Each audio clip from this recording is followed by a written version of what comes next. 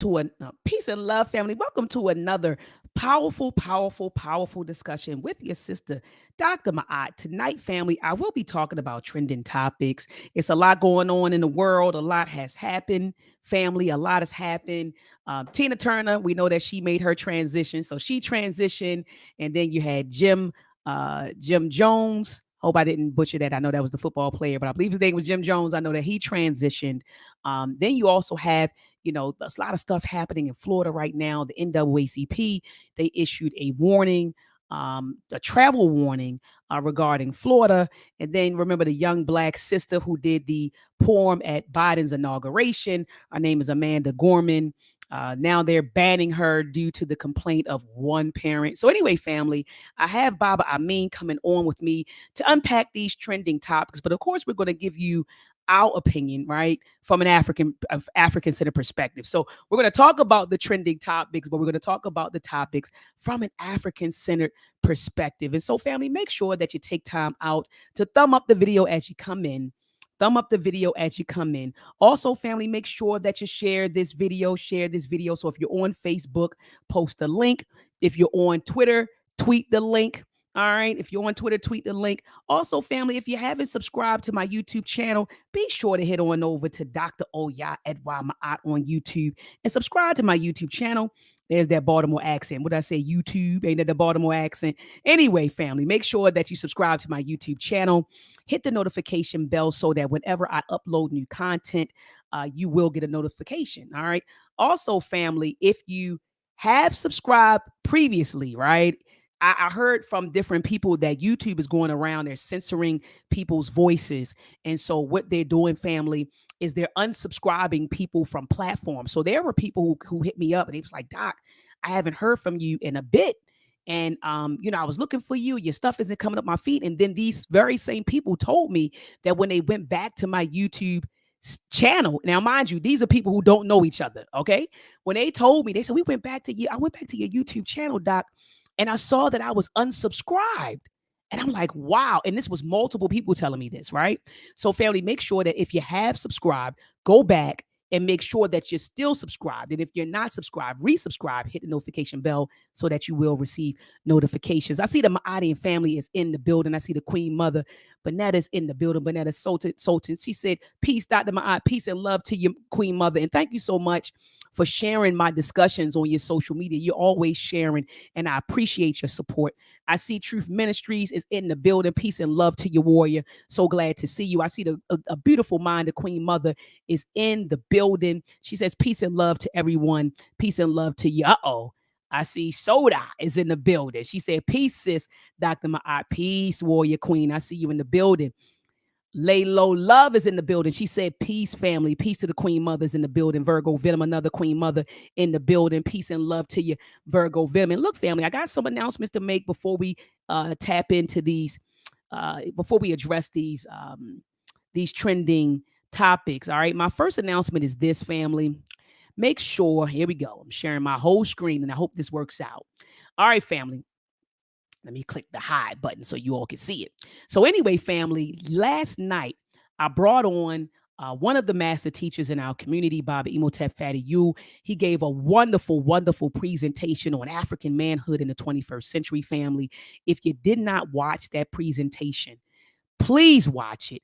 And not only do I want you to watch it, right? Because it's always kind of like, I'm starting to feel like when I log on sometimes, it's like church, right? You know how like the pastors up there preaching and sweating, and the only people that are in the audience are the members, right? So it's like, we're preaching to the same folks. We're preaching to the choir, every day. You know what I mean? It's like the same folks. And don't mind that. Now, I do appreciate the support, but we want to get some new faces in here. We want to get this information out. I don't want to create a situation where we're just preaching to the choir. You understand? Where we're preaching to like minds, even though like minds also need to continue to hear this information, right? So it can keep us strong. You understand? So I get that, but we also want to make sure that we're reaching new people, that we're reaching more people, and that we're waking up the masses. So family, if you didn't watch it, not only do I want you to watch it, but watch it with your family members. Sit down with your husbands, right? Sit down with your wives. Sit down with your sons, your daughters, right? Your uncles, your aunts, your cousins, your friends. Get this out. This was a powerful discussion on manhood. And I often tell some females when they come to me and they complain about these guys, I've been saying for years, you're not dealing with a man. You're dealing with a baby boy. Shout out to the movie. So you in this situation, sis, because you didn't choose right. And I know a lot of sisters get mad when you say that, because not a lot of the brothers, they say you didn't choose right, and they feel like we're taking, the onus is being removed from the man. No, what we're saying is you got some sisters. For example, I told one sister, because I looked at all the different dudes she dated, and I said, if there was a line of 10 men and nine of them were men and one wasn't, I said you would pick that one that wasn't every goddamn time, because you don't know what to look for. So that's why I was telling women, watch the lecture that Baba Imhotep gave. He tells you what to look for. He created a book that will actually serve as your barometer. It should serve as it. So you're reading it and you checking off stuff. Oh, girl, he don't got no integrity. Oh, goodness, he lacks accountability. Girl, he doesn't have any ethics. He doesn't know how to resolve matters. And so now you're not dealing with a man. Okay? I mean, so make sure, family, that you're in the building for his lecture tomorrow. So tomorrow he's going to be giving us a historical breakdown of race first and its meanings. A lot of us think that the whole concept of race first starts with the Honorable Marcus Garvey, and it didn't. It actually goes back to Black Americans, brothers and sisters who were here, right? And I'm talking about all the way back to the 1800s. So he's going to break down this history tomorrow at 7 p.m. Eastern Standard Time. So family, make sure that you're in the building. Also, family, I'm looking for my next flyer. Make sure that you're in the building in Brooklyn, New York for the ZIACS Conscious Ingenuity Black Agenda Science Fair, family. It's going to go down on June the 10th at 2 p.m. I know that the flyer says 3 p.m., but it's going to start at 2 p.m. right in Brooklyn. Shout out to the brother Q Butter. I'm going to drop a link in the chat, family, so that you can donate to the science fair. So some of you may say, I can't make it, Doc, but I want to donate to it. We're going to be exposing hundreds of Black children to STEM. Okay, science, technology, engineering, and mathematics. And you would be surprised. I talked to Q Butter quite a lot since we've been, organizing this thing. And he told me some schools that are coming to the science fair, some of those children have never, ever been exposed to STEM.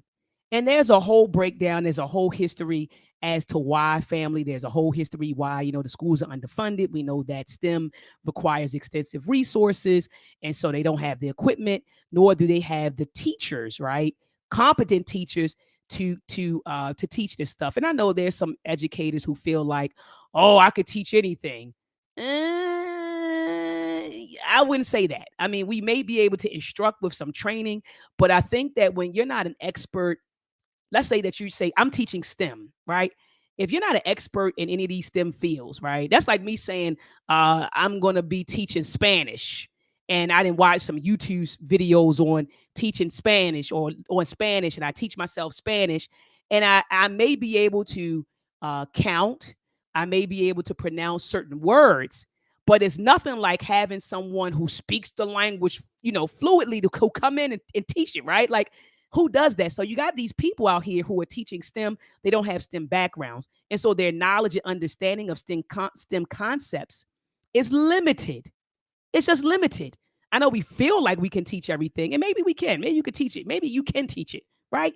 But your knowledge is going to be limited, because don't let, it's like everybody's an expert until the expert comes in the room. So don't be in the room with me talking about you an expert in electrical engineering, because I'm going to hold up some circuits and ask you to analyze this stuff. Let's show and prove. So family, a lot of times, a lot of people, a lot of our children, they're being taught STEM by people who aren't even qualified to teach it. And then they're giving our children STEM kits and all.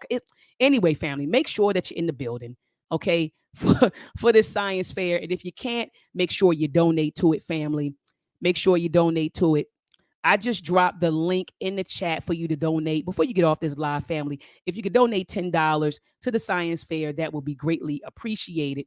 Also, family, I have in the building with me, hold on, I'm looking for her flyer right now, Sister Mujay, Sister Marjorie, the co-founder or founder of INSA Creations. This sister has started. She's been going back and forth to Ghana and Sierra Leone, and she's doing a lot of great things, family. And so my family will be on this trip with her. And so I'm going to let her come on to talk about her trip, her March 2024 trip to Ghana. It's a 10-day tour. So I'm going to bring her on to talk about this. Family, make sure that you come and join us if you can. I'm going to be there. So I hope that the Maadi and families in the building, lay low, Queen Mother, lay low love, and Virgo Venom, and a beautiful mind. Make sure that you come, family. Make sure that you're in the building for this beautiful trip to Ghana. So I'm going to bring Sister Marjorie on so she could talk about it. Peace and love, sister. How are you? Peace and love to you, sister. I'm wonderful. How are you? I'm doing all right. I'm super duper excited that you joined us and super duper excited about your trip to Ghana. I always look at your trips though. We just say a trip, but it's really like a pilgrimage. When you think about it, like we're returning back to, our home and we're reconnecting. So it's very spiritual, but I wanted you to talk about this trip.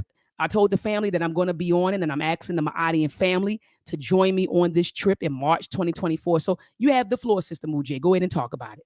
So much, and thank you for having me on to talk about it. And I'm actually super excited that you are coming and your family will be with us. We feel just honored and privileged to have you on the bus. I can't say in the building, I'm gonna say on the bus. This trip takes it's in March. I love West Africa in March. The weather is amazing. Ghana establishes independence in March of 1957. So March, I think, is a good time. The country was taken back from British rule. So to take people home during that time, I think is important just to be mindful of the energy and what went on there, years and years ago. Well, 66 years at this point now. We really want people to come and explore, whether you've been to West Africa before or whether you have not. It's just a different type of tour. It's put together in a way where you'll learn, grow, and connect with the people that really, really live there. We're going to leave a footprint. It's important. We don't go and stay at hotels that are owned by people that don't look like us. All the places we stay are owned and operated by Ghanaians, their family. So the money we spend, we're mindful to spend it with the people that will actually benefit on the ground there. The bus companies, everything that we use are Ghanaian owned and operated. Beautiful. Beautiful. So Sister Mujay, what type of things will we experience, going back to Ghana? What kind of things do you have in store for us? It's a couple of different things that go on. It'll be the educational piece where we'll go to the slave dungeons. We'll be able to walk through the hallways and the path and the dungeons that held our ancestors captive over Mm, years ago.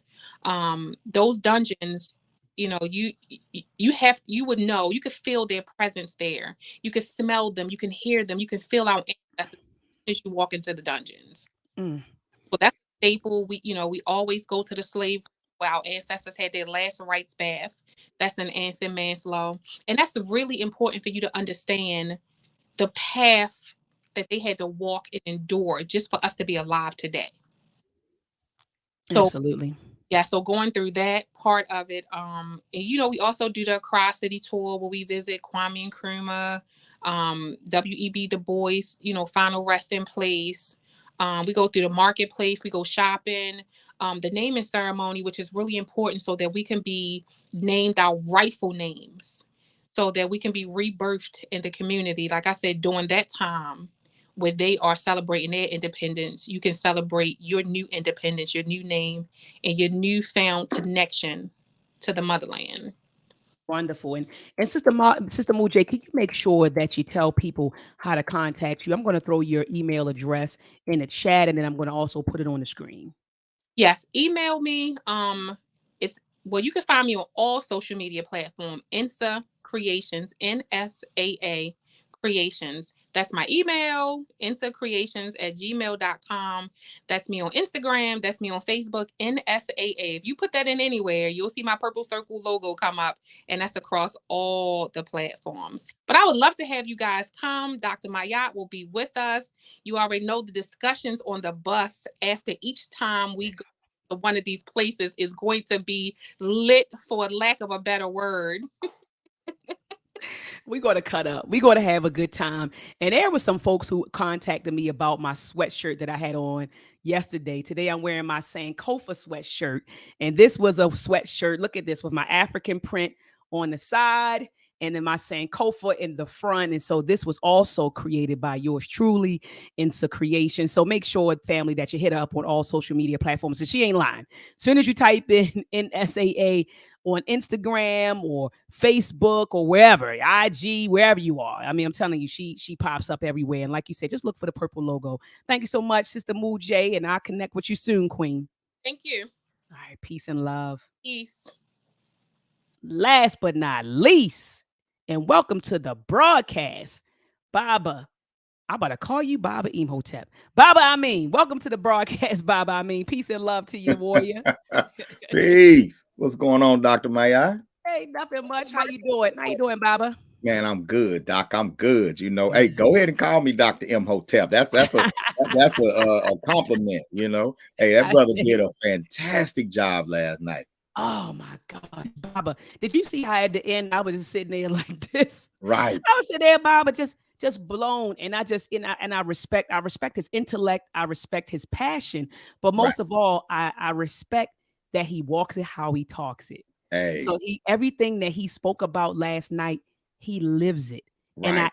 And I bear witness to that. So I always tell folks, I view you and him, you know, like I know y'all are my big brothers, but I put you all, you know, up there with the elders. Like I know y'all are not elders, right? You're not older. Yeah, Bible, like don't do that. But it's like you all are right there. You know what I mean? Like like the respect and the respect that I have for the both of you, the honor and the respect that I have for the both of you.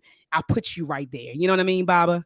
Right. So, well, I appreciate it. I appreciate that. You know, I appreciate that, and I honor that. You know, because you're not one to throw that type of reverence out lightly. And so, yeah. So I have the utmost respect for you and what you do. And man, yeah, I was watching last night, and you know, I got an 88 because I was taking the manhood test while he was doing it. I think I scored about an 88. Good, Baba. You got to the parts about controlling your children. I had to take a few demerits. Yeah, I had to take a couple of demerits. I'm about to come follow him around his house a couple of days. But other than that, I was like, yep, check, that's me. Yeah, I do that. Yeah. I was like, ooh, well, you know, and I looked. My youngest daughter was looking at me like this. Like, you know, you ain't, you know, don't act like you just run, you know. So I was like, well, you're right, baby, but I'm working on it. I'm working on it. I'm Imhotep. I'm working on it, man. Thank you for the template. Absolutely, Bob. I had the UACI STEM camp up. Could you talk to the family about that? And I'm going to drop the link in the chat so that people can register. Absolutely, family. And spots are filling up, so y'all definitely want to check this out. It's the UACI Uhuru Academy Conscious Ingenuity. We black at it again. Summer STEM Camp 2023, exposing our children to African history, the part you don't get at school. You know what I'm saying? What y'all think this is? Florida? You know what I'm saying? We talking about coding. We talking academic enrichment, AI. You know, we're going to have live engineering interns, real engineers teaching the class, experienced African history teachers teaching the class. And it's not just learning, it's going to be fun. It's project-based, it's interactive. We have both a live camp going on and a virtual camp going on at the same time. Young people from all over the world, all over the country, coming together, you know what I'm saying, to embrace our past while preparing for our future. You won't find another camp like this one. So that baby in your house that loves to learn, that baby in your house that's constantly researching, constantly tinkering, constantly asking you questions, this is the camp for them, right? This is the camp for them, the UACI Conscious Ingenuity, Uhuru Academy. I don't care which one you say first. Just say it with love. STEM program, June 20th through July 1st, 2023. It's a 2-week camp. You might bring your baby for the 1 week. You might bring your baby for the 2 weeks. It might get so live that we got to do another one in July. All we know is that we're going to bring our best to the table. And whoever's in that classroom is going to come away better. come away stronger, come away wiser, and ready for the next school year. Y'all, Facts. they say our children are exposed to STEM careers at a slower and lower rate than Come on. any other ethnic group in this Come country. on, Baba. Come on, Baba. Come on, Baba. They're not getting the exposure. We're not getting exposed, which, you know what? I don't have a problem. My problem with that is on the other end when we're not doing it. It's our Facts. job to do it. I ain't mad at the system. The system is doing what it's designed to do. Come on, Baba. Okay? I'm not mad at the system, but guess what? We can build systems too. And these are our children. And we have Black engineers teaching Black children about engineering. So when they grow up and become innovators of the technology, they're going to innovate it in a way that uplifts us as a community. They're going to learn how to get energy without destroying Earth. They're going to learn how to get energy without destroying the ocean and killing a bunch of animals. It's a whole different mindset that goes into technology when you're centered.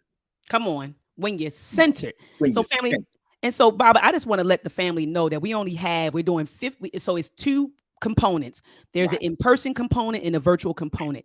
15 slots per component. I repeat, 15 slots per component, family. So that means 15 in person, and it's going down in Columbia, South Carolina. Also, family, 15 virtual, and that's it. Once we already started filling these slots. So family, if you really want your child to get exposed to this camp, to this information, and you should, I agree, Baba, make sure that you click the link in the chat. I just put it in the chat. I'm getting ready to do it again. And even if it's not your children, because some of you might be watching and say, I don't got no children. Get your grandchildren, right? Get your grandchildren, your nieces, your nephews, your younger cousins. Give this camp to them, you know. And also, y'all, don't let the money discourage you, because we're working on financial aid. We work opportunities, scholarship opportunities. And that's another opportunity for some of y'all out there, family. Sponsor. Sponsor. Drop a scholarship out there so we can go and grab. I got babies out here in the neighborhood, you know what I'm saying, that really need it, that really need the exposure. I love to go and scoop. I got a school van right outside. I want to ride through the hood and pick up some babies and bring them up here and put them in the camp. Come on. Right. But I need the community. We need the community to step up and help us do that as well. So when you go to the link, scroll on down when it gets to the part where it says become a sponsor, and see all the sponsorship opportunities that we have out there for you. There's so many of us out there want to get involved, want to get engaged. You say there's nothing around me. Look, I will work in your honor. All right. And we'll shout you out as we do it. Okay. So definitely go on the link and check it out. Check out our tuition options and, you know, get with us, y'all. Let's make it happen. All right. And so Brother Black T asks, he said, will GIS be a part of it? No. So family, he's talking about geographic information systems. Okay. And that's just basically a system that where you're looking at data and maps, and as it relates, I believe, as it relates to the earth. Okay. Geo, you know what I'm saying, Baba? So no, that won't be. We're not doing that. We're focusing on, like you said, African history as it relates to STEM. That's right. Coding. They'll be doing some coding. They'll be exposed to AI. And Baba, we need to add another bubble: cybersecurity. So the first week, our STEM focus is going to be cybersecurity. So they're going to be going through. We're going to deal about 4 or 5 topics of cybersecurity with the children. They'll be doing some coding with the microbits for the first week. Second week, we're going to be focusing on AI. And what I really hope, Baba, and this may be a discussion offline, but I really hope that the children who come this year, I hope that, first of all, they are children who came last year. That's one. So we can kind of build on what we already know. And then next summer, we continue to build. You get what I'm saying, Baba?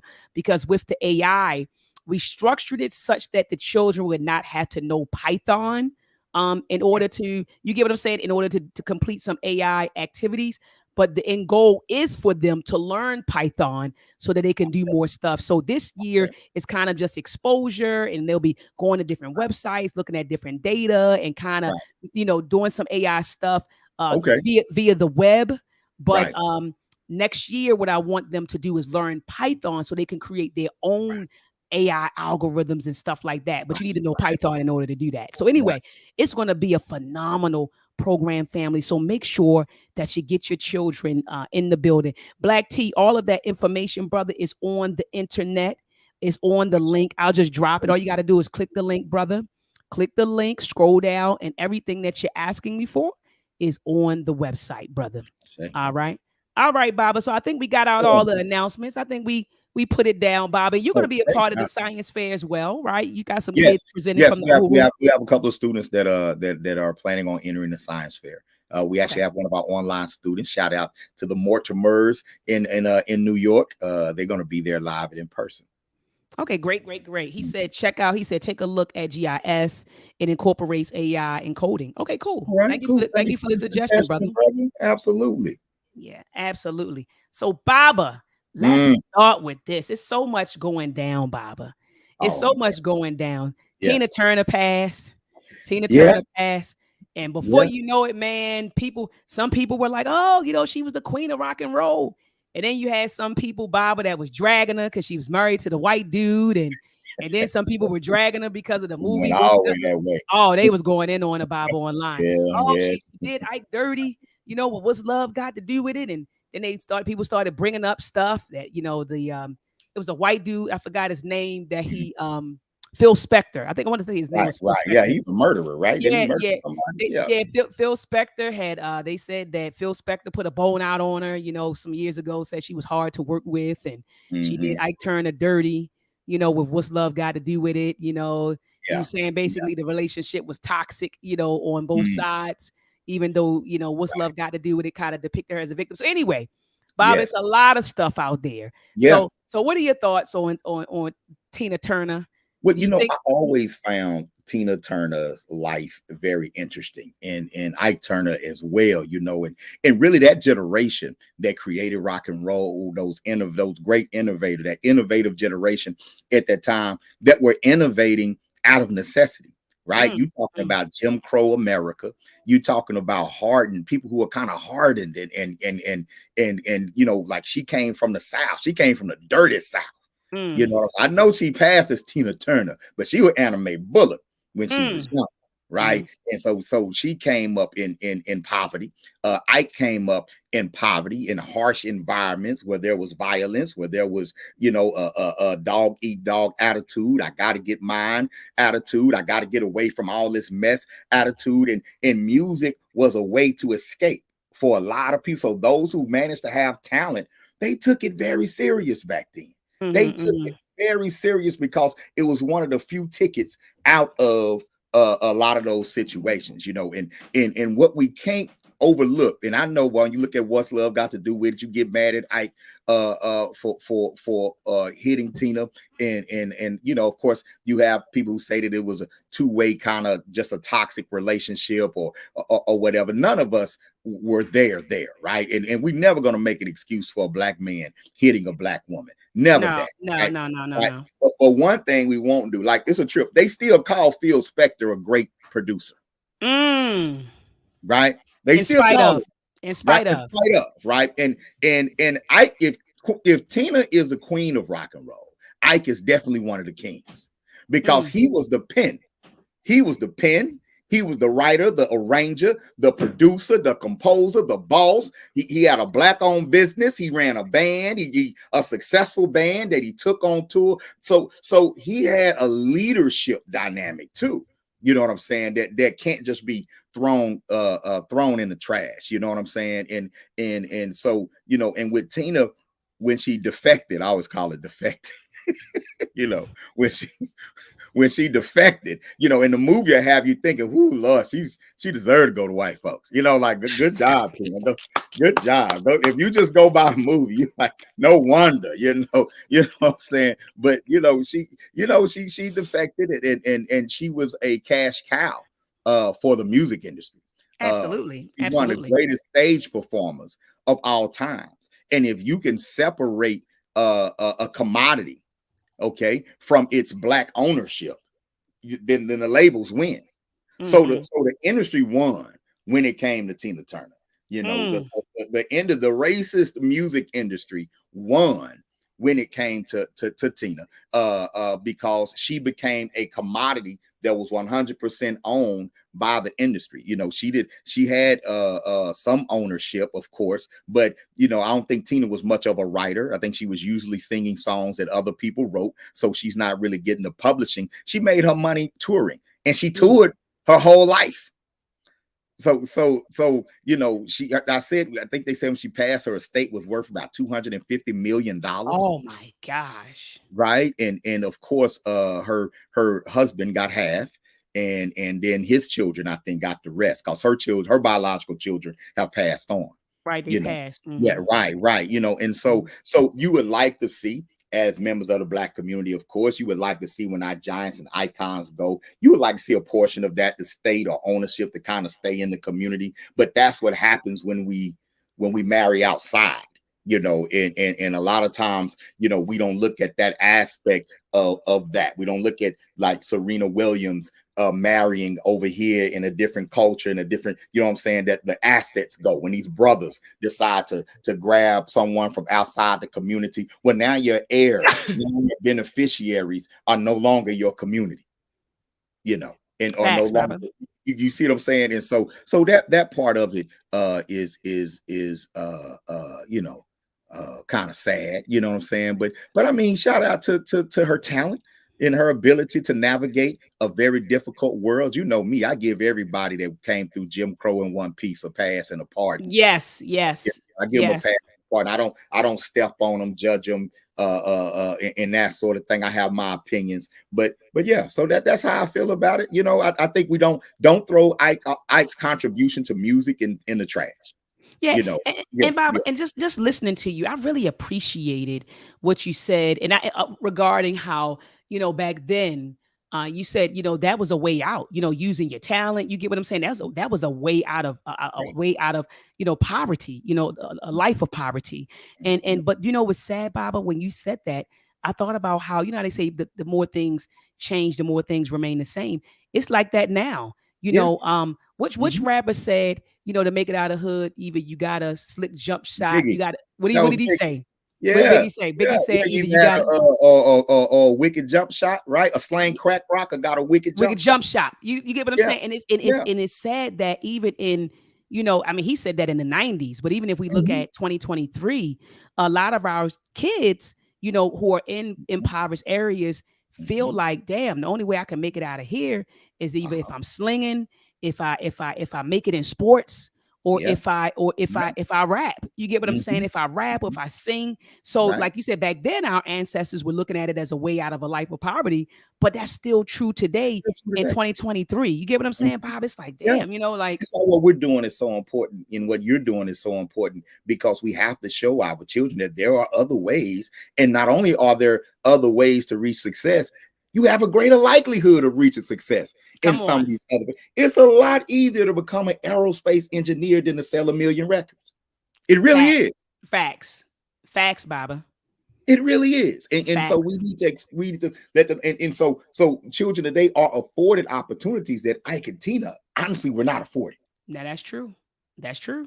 You see what I'm saying? I see exactly what you're saying. Yeah. And so when I look at like the abuse and the toxicity and all that goes on, well, it reminds me that you can lift me up out of poverty, but that doesn't heal me psychologically. Come on. And Bobby, we see that with a lot of these stars, right? I'm going like this. A lot of these stars. You bring your pain with you. Yeah. You bring your hurt with you. You bring your pain with you. You bring your shame with you. And for a lot of artists, a lot of times that's the source of their creativity is the pain and the shame.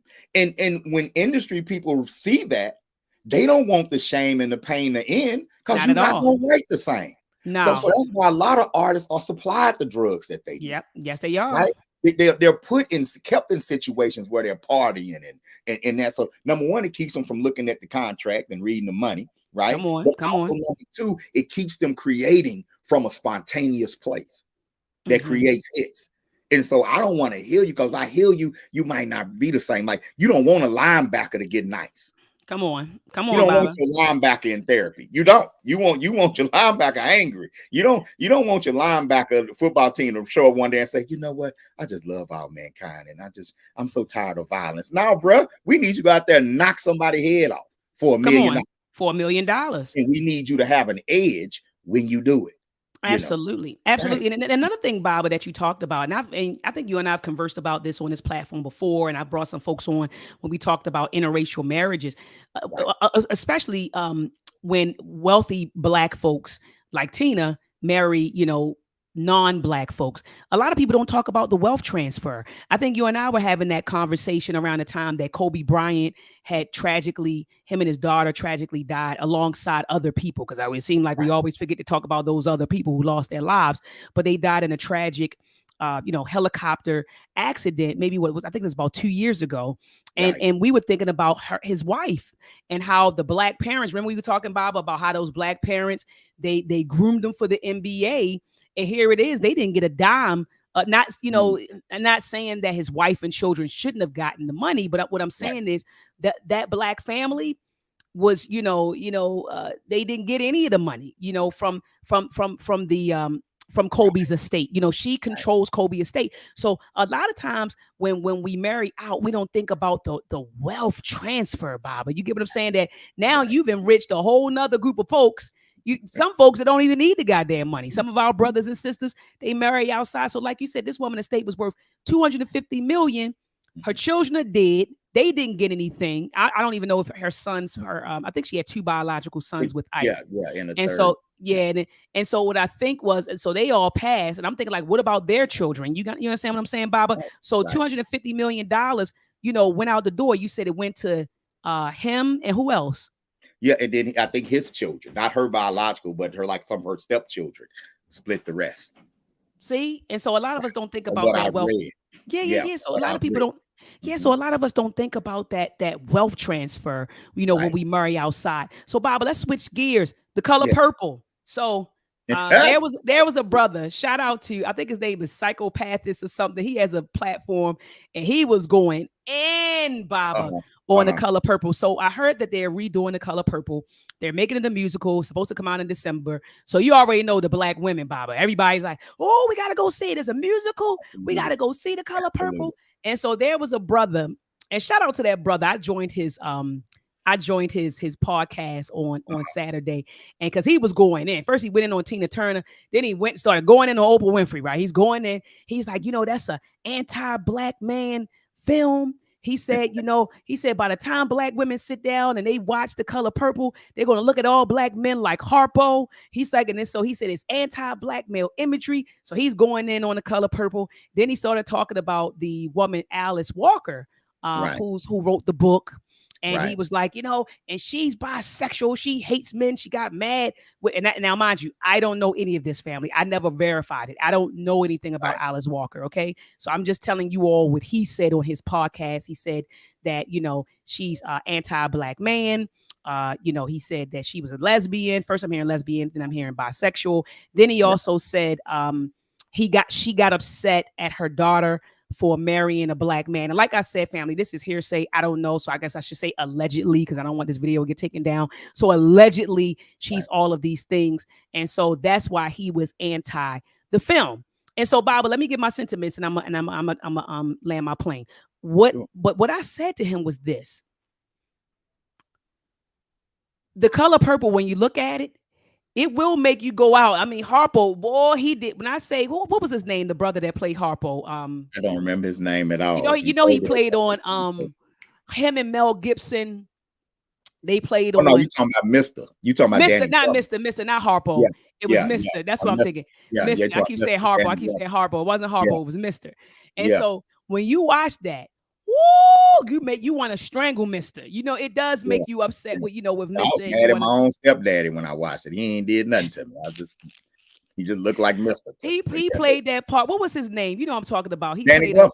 Danny Glover. That's what it was. Danny Glover. Danny Glover played that part. And thank you, family in the chat. Everybody's like, look, everybody in the chat, like Danny Glover screaming at me. Danny Glover, Dr.maat. Thank you, brother Calvin. Thank you, sister Laylo. So Danny Glover, he played that damn part. So like you said, you walking out, you just mad. You get what I'm saying? So I can understand what the brother is saying. And you and I, Baba, I mean, we've talked about Hollywood and their black man, the anti-black male or black man imagery. Right. We talk about how, Right. typically if they show a strong black man, strong black woman, then they never show Right. a strong black man as her compliment. You get what I'm Right. saying? Or if they show a strong black man, you never ever see compliments, him being strong, her being strong. You never see that. And so Right. when the brother was expressing his sentiments, I agreed with him. I was like, damn, yeah, you're right. I said, yeah, the imagery in there. I mean, I don't, Bobby, do you, when you watched it, I haven't watched it in years, but I don't recall seeing like a bunch of positive black men in The Oh, Color no, it's Purple. not. Did you? No, there's not. I didn't see any in The Color There's, Purple. I even mean, the I seen the dudes playing the instruments. You get what I'm saying? I seen the dudes playing the in the instruments blues and the juke joint and stuff. in the juke joint, but as I far didn't. as the characters that are developed, no. I mean, Harpo was a good man, but he was subservient, and then he tried to express his manhood by beating his wife and things like that. And so, no, I didn't see that at all in the movie. When I look at films like that, Dr. Maat, the dehumanization that kind of goes like, okay, you see in Color Purple, for example, you can see the source of Celie's pain. You can see you're sensitive to Nettie's pain. You're even sensitive to Suge Avery's pain. Harpo was Oprah Winfrey's husband. Yeah, Sophia. Okay, Sophia. Okay, yeah. That I remember. Yeah. The origins of Sophia's pain, right? So you can see that, right? But you don't really see the origin of Mister's pain. You don't see whether or not he experienced rejection. Did he experience abuse, right? And so with the film, the issue for me is the female characters are developed to the point where if Suge is loose, Suge is a worldly woman. You know what I'm saying? Absolutely. But you empathize with Suge because the movie illustrates the source of her pain, right? And so you don't really get that with the story for the males.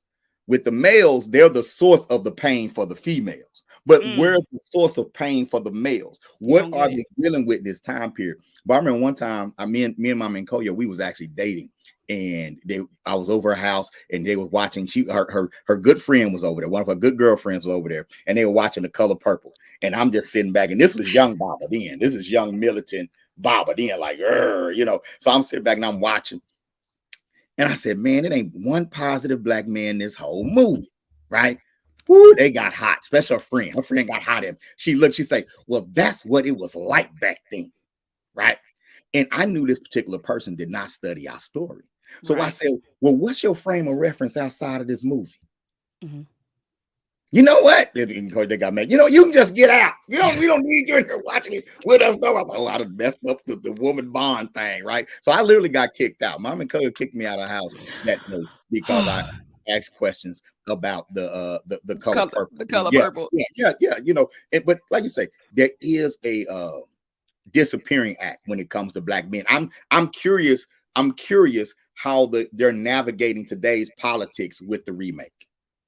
I think they're going to be showing more of because I heard in the book that Alice Walker wrote that there was like a sexual relationship between Suge and what was Whoopi Goldberg? What was her? Celie. It's Celie.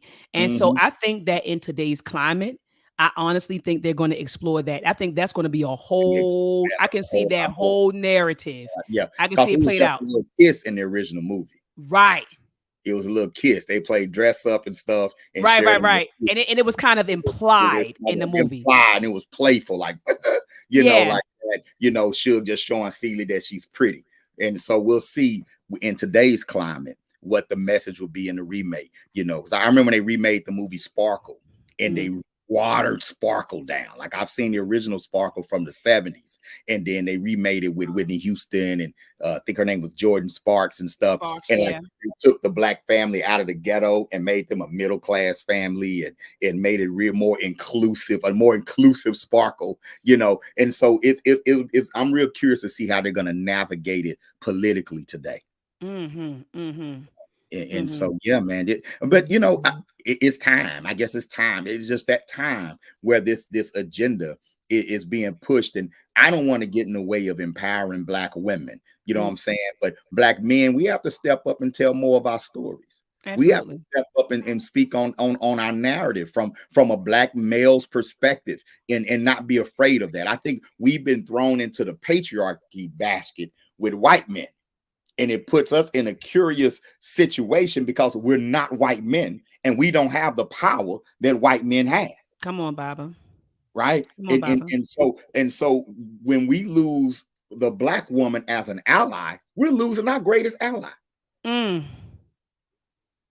We're losing our greatest ally. See, the white man might be thrown into the Me Too patriarchal basket, but he ain't lost his white woman ally. No, he hasn't.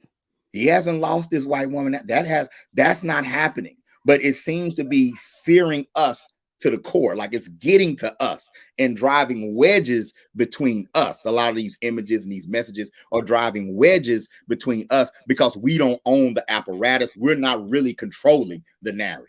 Absolutely, Baba. And another thing I said, I'm going back to the podcast that when I was on with this young gentleman talking about it. I told him one thing I don't do. I said I love our people, but I don't romanticize our people, right? And so I said to him, I said, let's not act like. I said, I'm with you, brother. I agree that in that movie, I can't remember seeing one positive black man, right? Period. Right. But I did tell him this. I said, but brother, I do want to say this. I love my people, but I don't romanticize my people. I said, let's not act like there aren't Harpos in the black community or misters in the community. Because there are, you know, I'm thinking about just my family alone, you know, different things that I've heard from elders that have transpired in our family. You know what I mean? Now I'm sitting here as I talk to you, Baba, I'm thinking about stories of people outside of my family, men, women. I mean, I'm telling you, men and women alike, you know, that have had a Harpo or a couple of, and a matter of fact, one woman just told me on Saturday, I'm not going to say her name live, but shared with me that there's two misters in her family, you know. So I said, we're not going to act like that personality doesn't exist, you know, in the black community, you know what I mean? Like we don't see it, you know what I mean? And so he agreed, you know, and I said, so I think that we need to also, you know, focus in on cleaning up ourselves and cleaning up our families and cleaning up our communities. Shout out to 300 Gangsters. Those brothers actually in Baltimore, that organization, they gave black women a telephone number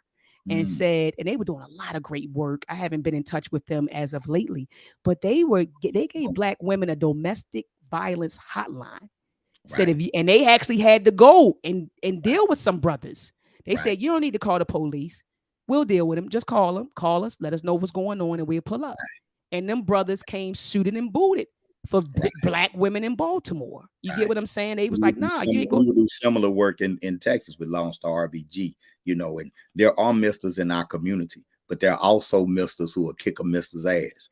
Come on, Baba, right? Come on, Baba. And yeah, we out here, you know what I'm saying? We out here too, you know, but like I say, Alice Walker has every right to write her story, however she wants to write her story, right? Our challenge is write more stories. Write more stories. That's all. Just continue to write more stories. I'm not going to censor Alice Walker. That's not my goal. I'm not even going to censor Hollywood. I'm not going to support Hollywood, right? But we need to write more stories, right? When Birth of a Nation came out in 1915 and it was glorifying the Ku Klux Klan, you know what I'm saying? Oscar Micheaux didn't protest. He did Within Our Gates, and he did an opposite story. When they wouldn't let us in the movie houses, we built our own movie houses, right? And we need more of that attitude today. Let's create what it is that we want to see. Absolutely. That's absolutely. My attitude, you know? So yeah, I'll be curious. I'm not flocking to see The Color Purple myself, but you know, I'm sure you know, it's gonna be what it's gonna be. I am curious to see where they gonna take it. And yeah, I'm sure Fantasia is gonna do a great job. I like Fantasia. I like Fantasia too, but I did not know that Fantasia was gonna be in it. So Baba, that's new to me. Yeah, you know, and so you know, it is what it is. But yeah, we see glimpses of things that actually go on in every community. You know, there are abusive men in every community, and we see glimpses that go of negative things that go in our community. Again, it's up to us to continue to create that balance and make sure that we're all represented as many facets of Black life as represented as possible. I ain't scared of none of it. Like I said, I don't romanticize, and I'm Yeah, I not don't. at it for what it is, Absolutely. but I also believe in bringing balance, because I know some beautiful Black people who do Come on. beautiful things What do you every day, and I know some powerful fathers and brothers who they don't seek the limelight. They get up and they take care of their household, take care of their children every single day without complaint. And there's plenty of us out here. Absolutely. I mean, I couldn't agree with you more. And Cynthia Rose, I see your comments, Queen, and I agree with what you're saying. I read your comments, Brother Calvin Bennett, and I agree exactly with what you're saying, brother. I agree exactly what you're saying. Baba, yeah, they talk about Oprah Winfrey. They talking about the new Spider-Man. So they going in the chat. And so I'm just trying to read everybody's comments. And so anyway, what did I say? Let's get 30 more people in the building. Family, let's thumb up the video. Also, family, let's share the video. Let's get like 30 more people in the building. So, Baba, switching gears. Baba, let's get to the sister, Amanda Gorman. Like they pulled this sister's poem. They pulled this sister's poem off of, let me pull it up. Her poem is 5 minutes. But I don't want to. Hold on. Here it is. That beautiful poem that Joe Biden didn't deserve. Yeah, hold on. Let's listen to it really quickly, Bob. I have it up here. I'm looking for it right now because I want to know. I want to know what was the big deal. Here we go, Bob. Let's listen to this. Here we go. Mr. President, Dr. Biden, Madam Vice President, Mr. Emhoff, Americans, and the world. When day comes, we ask ourselves, where can we find light in this never-ending shade? The loss we carry, a sea we must wade. We've braved the belly of the beast. We've learned that quiet isn't always peace.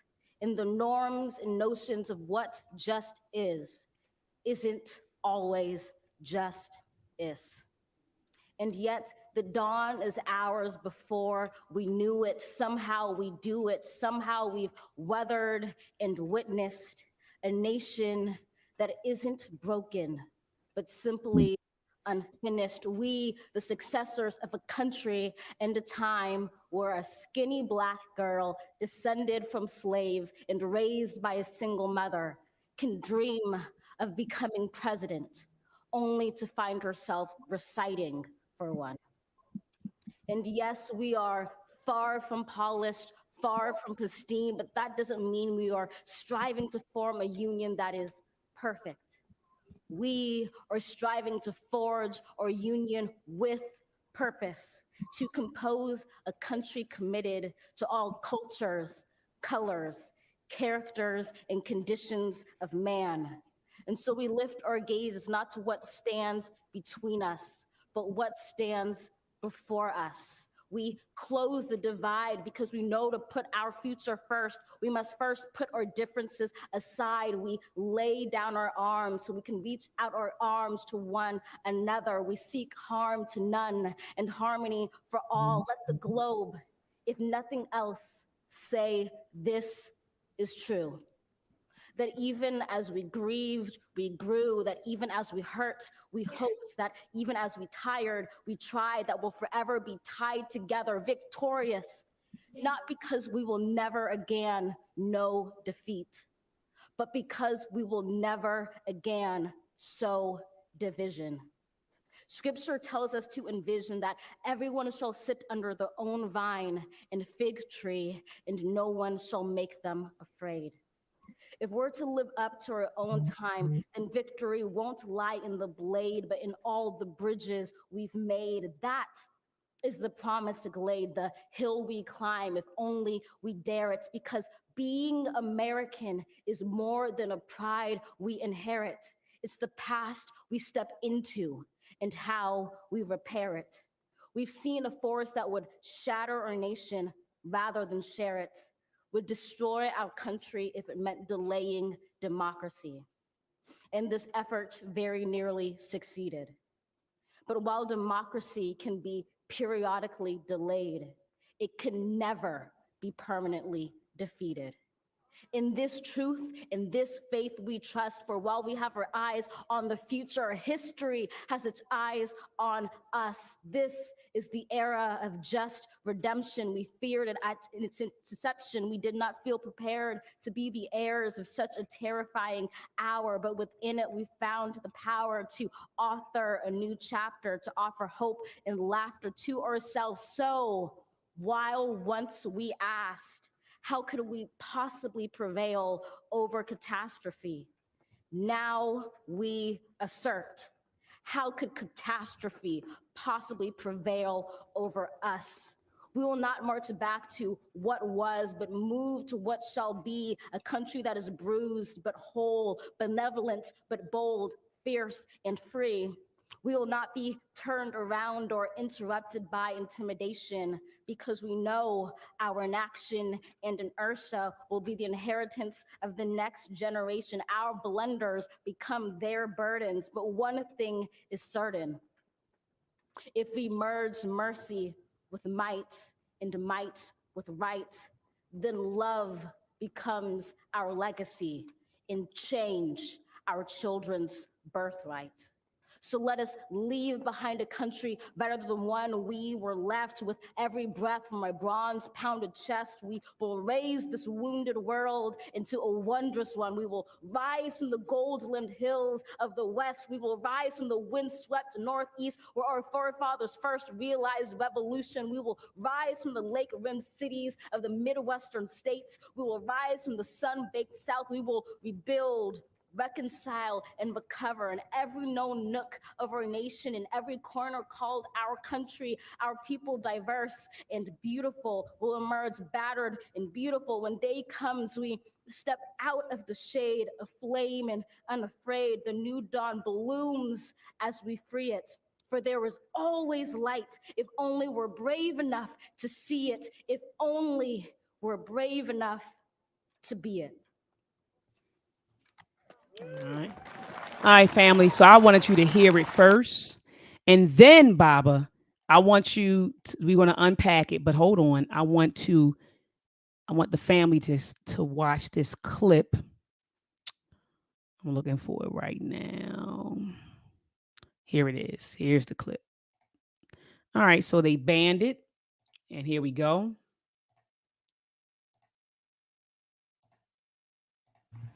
Just 2 weeks after January 6th, an incredibly poignant and powerful moment, 22-year-old Amanda Gorman stood up at President Biden's inauguration and read one of her poems.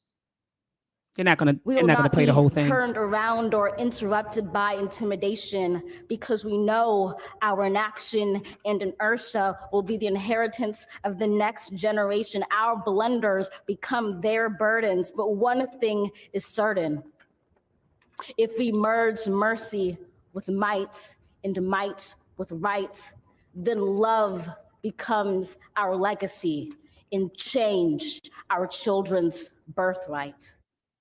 That poem, The Hill We Climb, is now banned for elementary classes at a school in Miami-Dade after one parent, just a single parent, complained the poem was not educational and had, I quote directly, indirectly hate messages.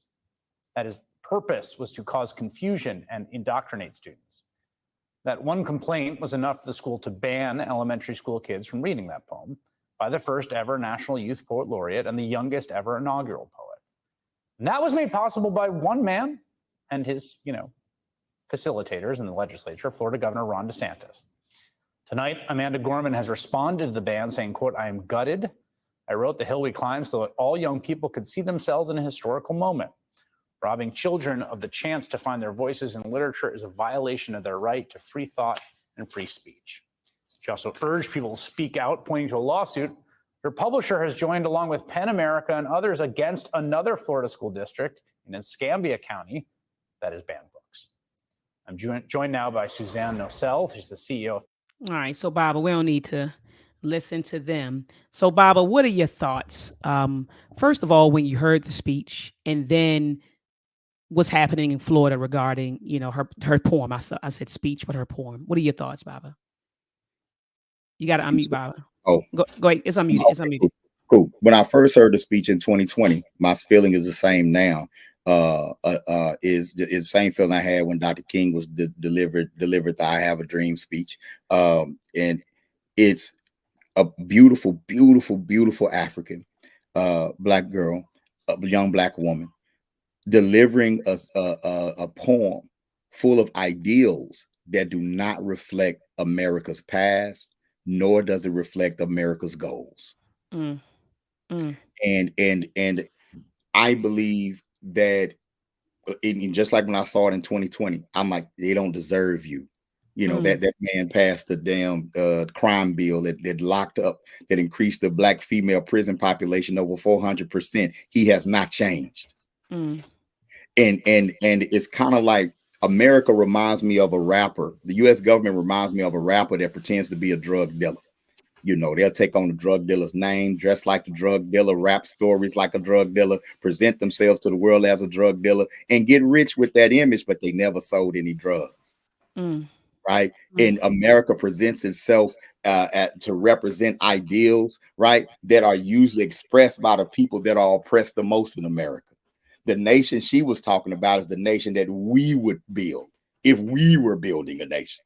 Right. Facts, Baba. Facts. You know, and Facts. so that's my feeling about the poem. It's a beautiful poem, beautiful ideals expressed in the poem. You know, I would tell her you're not if she went to a Uhuru Academy, I would tell her you're not a descendant from slaves. You don't come from slaves. You come from African people who were enslaved for a time, but you had a history before slavery. So slavery does not define your origin, you know. But other than that, you know, she did a great job.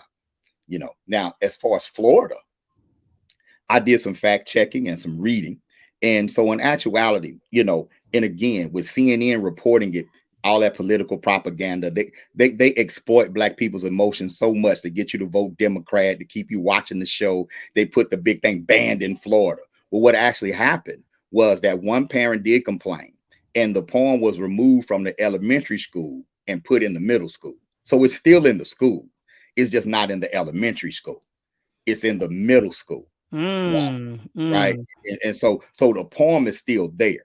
But what DeSantis did, he passed a law that said the Florida school districts have to put some sort of system in place to respond to any parent that comes in and complains about what's in the curriculum. Any parent, right? So from an African-centered perspective, I'm thinking black parents should show out, take advantage of that law, and start complaining about all the whitewashed books. And come on, Baba.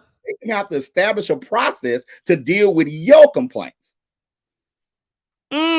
Use it just like that one woman did it and made national news. Now let us walk in there in Florida and complain about the U.S. history book that doesn't mention African contributions, the world history book that doesn't talk about the African origins of man. Take all that stuff in there and do the same thing and say that they cause division, that they cause hate. Every complaint that the white woman made on Gorman's poem, every black parent can make on just about every other book in the curriculum. Fire!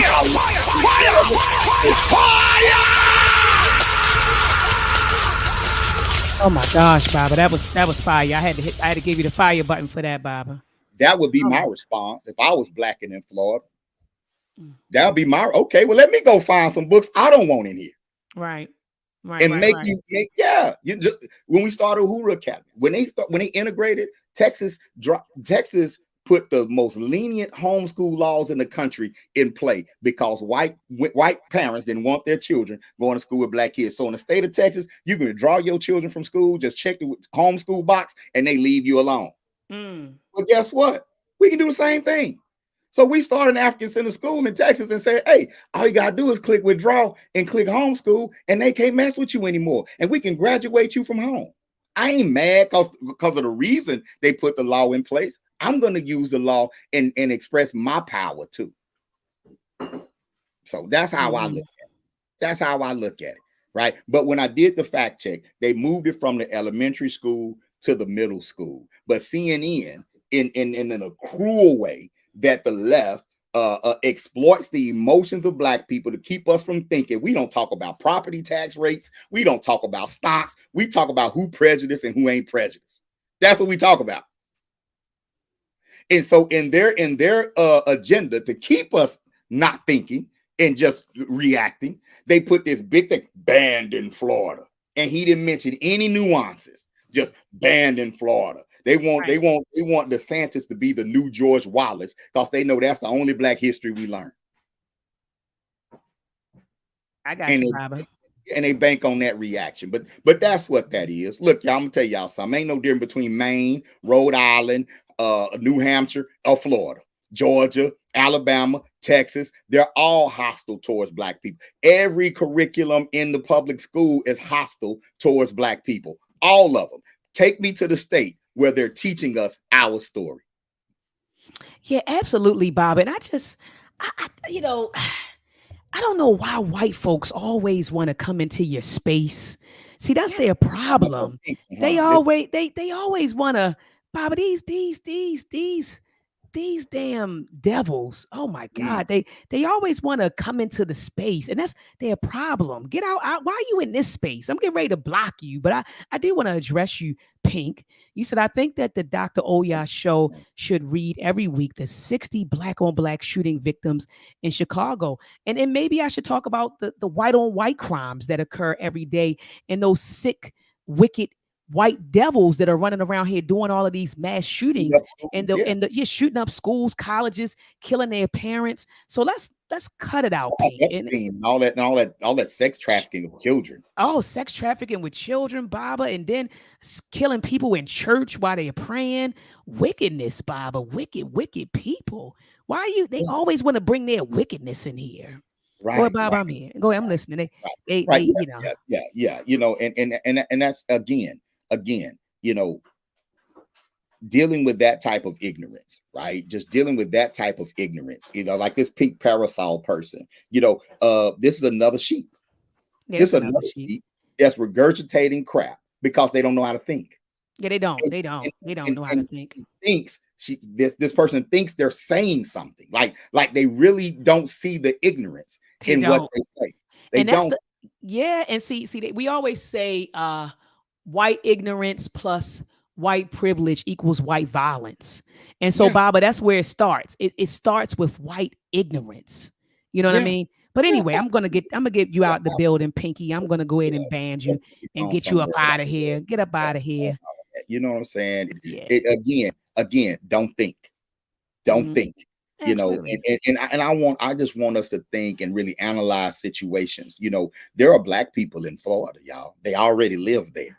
Okay, you know what I'm saying? And there are Black people there that are doing beautiful things. There are Black people there that are struggling, but there are Black people there that are successful. There are Black people with their own land in Florida, their own businesses in Florida. And you don't go to Florida, you can't go patronize the Black-owned businesses that are in Florida. You know what I'm saying as well. You know, and you know, if you live in Texas, you live in a racist state. You don't want Black people to come to your state. If you live in Baltimore, ain't no racism in Baltimore, Dr. Maat. Right, Bobby. You already know it is. When I was in, you know what I'm saying? So y'all, we got to sit back and think that we're still dealing with the United States of America. When it comes to us achieving equity, when it comes for us building and preserving our families, our communities, we're not fighting a segment of the United States. We're coming up against the United States. Facts, Baba. Facts. That's what we're negotiating with. When you see your Black leaders and they come and say, okay, now I know they killed them. I know the cop killed the baby, but let's just go home and pray to God. They're negotiating. Yeah, absolutely. They're trying to negotiate to try to see what can we get. It's a constant negotiation. And in that negotiation, that your system, your government says will give you so much up to this point. Anything else you got to take. Facts, Baba. Facts. And I want to play this news clip on them banning books. So while we're talking about DeSantis in Florida, I do want to play this short clip of them banning. They said they banned over 170 books from Florida school libraries. It says following this new education reform. Check it out, family. A Florida school district has pulled 176 books from its libraries to comply with the new state education reform law championed by Governor Ron DeSantis. The latest to be pulled for review, a book about baseball legend Roberto Clemente. A passage in Roberto Clemente, Pride of the Pittsburgh Pirates, references the racism he faced in the U.S. Here's CBS's Christian Benavides. Jacksonville teacher Andrea Phillips specializes in helping third graders who struggle to read. Without a diverse variety of books that represent my students, I can't get them interested in books. Here's my book, Prison. 2 weeks ago, as the state celebrated Literacy Week in schools, Phillips says she was told to pack up her classroom library. We were being directed until all books could be vetted and we could be sure that we were in compliance with the state laws. Duval County Public Schools, which includes Jacksonville, said it would conduct a formal review of all books. While that review is ongoing, classrooms and school libraries look like this. Under Florida's HB 1467 law, beginning this year, school books have to be reviewed by a media specialist to ensure they're free of pornography or certain race-based teachings. From kindergarten to third grade, the books must be free of instruction on sexual orientation and gender identity. The school district reminded educators violating parts of the law could lead teachers to be charged with a felony. They've come for teachers over masks. They've come for teachers over books. Teachers have been called groomers. Florida Governor Ron DeSantis signed several new education laws that he says empower parents. Floridians want our school system to be about educating kids, not indoctrinating kids. Sixth grader Jonas Walter fears one of his favorite books may be banned from the classroom. Because there's a boy who likes a boy in the series. Stephanie Jorgensen Walter is his mother. I think what the legislation is doing is trying to stoke fear that things are happening in the classroom that aren't really happening. Phillips vows to continue her fight for as long as she can. These all have to go. So I have some health issues that I don't know how much longer I'll be in the classroom. It's very upsetting, and it's really hard for me to not just want to yell and scream about, how crazy this whole situation is. School libraries have thousands of books. Add to that classroom libraries, and often it's just one media specialist per school sorting through it all.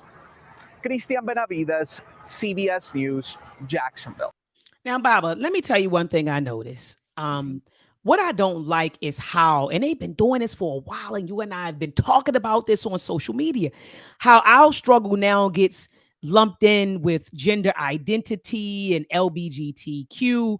And I remember vividly, Baba, when you came on this platform and you were like, it's not the same thing. You said with our struggle, we're fighting for the right to be treated as a human being. You said with the LGBTQ struggle, you're fighting to practice a certain behavior. And you didn't say anything, Baba, because you wasn't bashing nobody. You were just saying it's different. Racial issues and sexual orientation issues, you were like, they're different, but they're all, have you noticed, but have you noticed, Baba, they just lumped them all in. Like, did you catch that real quick? Yes. Racial, and then it was like gender identity, then it was like sexual orientation. I'm like, why is, they're lumping in all of these different issues, Baba. And so, Baba, what are your thoughts when you watch the news clip about the same political game? It's the same political game. You know what I'm saying? Lump black people in with all marginalized groups. We're marginalized. We're underserved. We're minorities, right?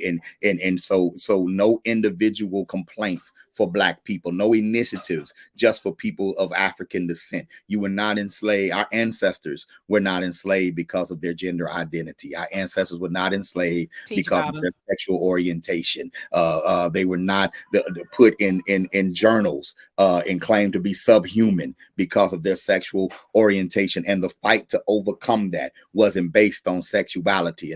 And I'm sure not everyone in that fight swung one way. You know what I'm saying? There may have been fighters in that fight who had a different sexual orientation or lifestyle. You know what I'm saying? But that should not conflate, right? You shouldn't conflate that issue, because when you're fighting for black liberation, right, it's some gay people that's against black liberation too. Like it's not another ethnic group, right? So it shouldn't be conflated in that. Go over there I just feel like they're saying, go over there in the corner with everybody else who ain't white, right? And it becomes about who's not a white straight male rather than who are you, who are we. as a people. You know what I'm saying? So I don't agree with the conflating. Matter of fact, I read that the issue with the Black history curriculum that was denied in Florida. Oh, Baba, say it. I heard it too, Baba. I'm gonna play the clip. There was a section on gay and queer history inside of the Black history curriculum. And Baba, I didn't know that. I just was like, they try to take our history. And then when DeSantis said, he said that was my issue. And then you know what, Baba? I gotta be honest. When I watched this clip, I said he has a point. Baba, when I watched the clip, I'm not gonna lie, people may get mad at me, but he was saying that was so in my mind, you know, and then reading on social media, reading different news articles, I thought he was just anti-Black history. He says it right here in this clip. He said, no, that's not what it was. He said it was a whole section on queerness, and they felt like that was inappropriate. And I was like, so let me let people hear from the horse's mouth. Here we go. For political purposes. This course on Black history, what's one of the lessons about? Queer theory.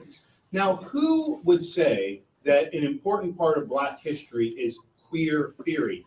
That is somebody pushing an agenda on our kids. And so when you look to see they have stuff about intersectionality, abolishing prisons, that's a political agenda. And so that's the wrong side of the line for Florida standards. We believe in teaching kids facts and how to think, but we don't believe they should have an agenda imposed on them. When you try to use Black history to shoehorn in queer theory, you are clearly trying to use that for political purposes. This course. I mean, Baba, what's your thoughts? I mean, he was saying that they were using, they was like, no, we're teaching Black history, but they started bringing in, like he said, a whole section on queer theory. So he's like, wait a minute, why is that a part of, you know, Black history? So what are your thoughts on what he said, Baba? I felt like, and I'm the type of person, when someone makes a point, I'm like, okay, you know what I mean, Baba? I don't like DeSantis. I really don't. But when he said this, it gave me an understanding. I said, okay, this is why it got rejected. And even so, you know, he may be just using it as a reason. You get what I'm saying, Baba? But he still said, like, I'm kind of confused why queer theory is also a part of Black history. Yeah. Why is that in the Black history curriculum? Go ahead. And I haven't seen the curriculum. That's just what I've heard about it, what I've read about it. You know what I'm saying? But again, that to conflate the two. And I'm not saying that people who practice alternative lifestyles don't have a right to build their communities and you know, that sort of thing. But our struggle as Black people is a struggle within itself.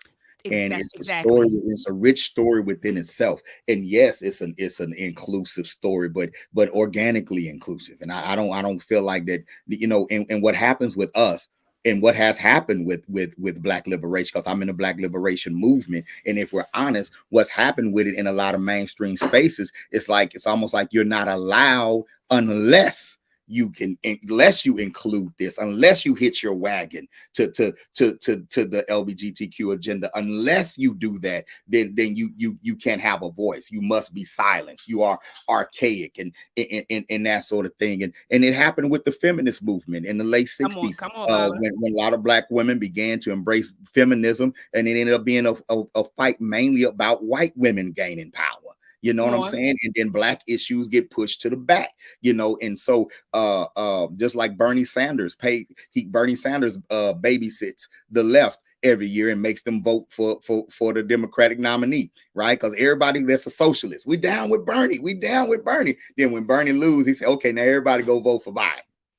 Right. And so they just babysit them. So it's like Black liberation is being babysat. Keep Black liberation over there. Let's let that group of Black people define what freedom is, define what Black liberation is, define what they let them be the voices and the faces of freedom for Black people in the mainstream, you know. And so now you get that conflation and it's not reparations ain't really on the table. Come on. Circulating the Black dollar ain't really on the table, right? Things that strengthen the traditional Black families not really on the table. You know what I'm saying? The Black economic development is not really. These things aren't really on the table, right? Facts. Yeah, you know, and those of us who fight for those things, we feel the slight. We feel slighted, right?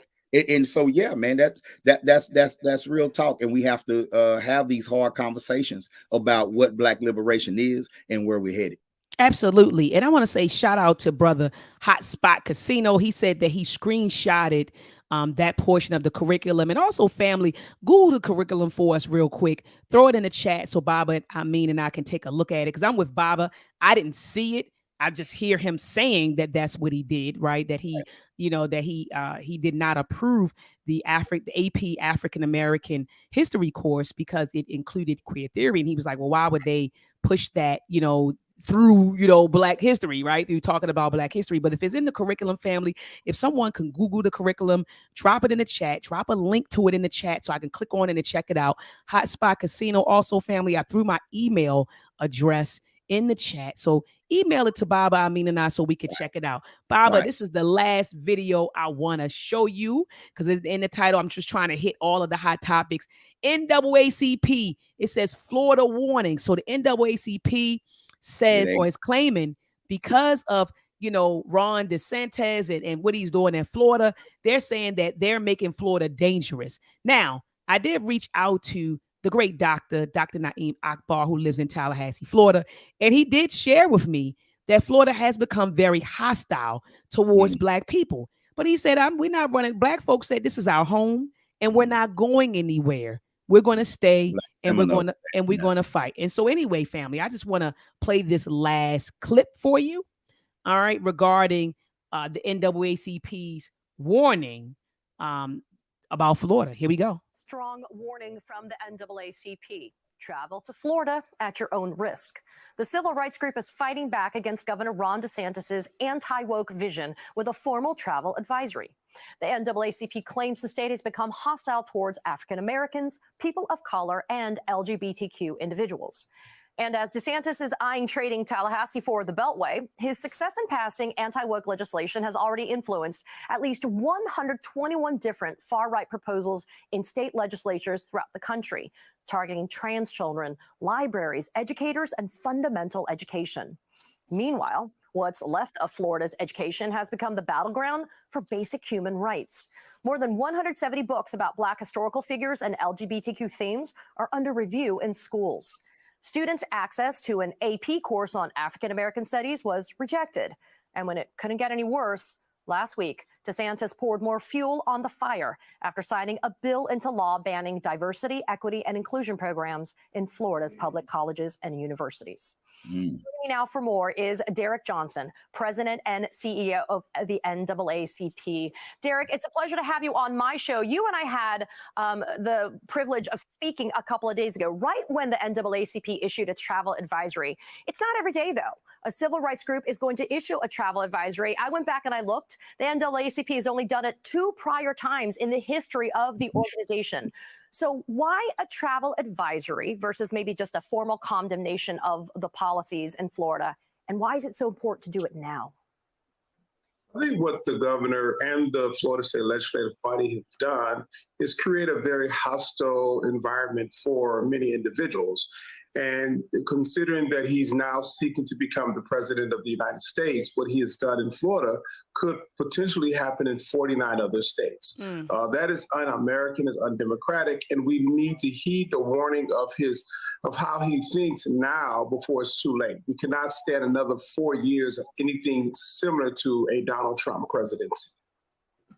I did read, Derek, that part of, if not the biggest genesis of this travel advisory for the NAACP is to galvanize voters, to get people to go and make sure we don't have a repeat performance of somebody like Ron DeSantis.